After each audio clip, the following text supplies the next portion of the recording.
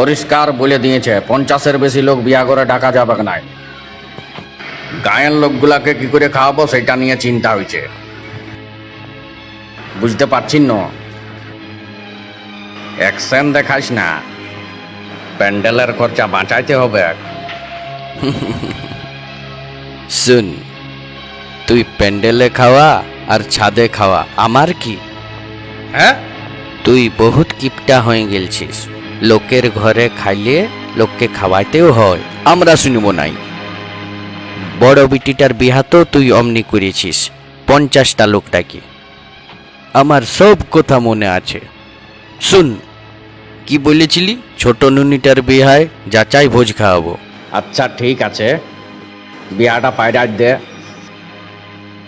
তুই তো পোলট্রি মাংস ভালোই খাস, একদিন আমার ঘর আসে খাইয়ে লিবি। বারে বারে বারে, তুই সবার ঘরে ঢুকে ঢুকে খাসি খাইয়েছিস, এখন বলছিস ব্রয়লার মাংস খাওয়াবো? পয়সা নাই। চাচ্ছিস না একদম। আমার কাছে বেশি উঠতে যাস না আমরা, বুঝলি? গায়ের লোক ডাকিয়ে তোকে এক গইরা করে দিব, না বর গা ঢুকিবে না কইনা গালে বেরাবে। লে আমরা বুঝাই আকে, ভালো করে বুঝা। আমার বিহায় তুই 3বার মাংস নিয়েছিলিস। গায়ের কেউ মানবেক নাই পোলট্রি খাওয়াইলে, কোনো রকমের কায়াগিরি করা চলবেক নাই। ভোজে পোলট্রি দিলে বুকে ব্যথা হয় রে। আর শুন, এই 2.5 কিলো কা হাত খাসির মাংস খায়া হয়েছে, ব্রয়লার খায়া হয় নাই। হোক ন 600 টাকা কেজি।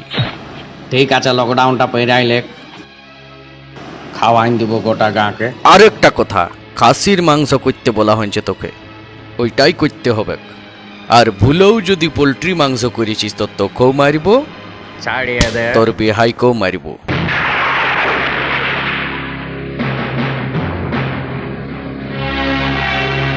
হুম হুম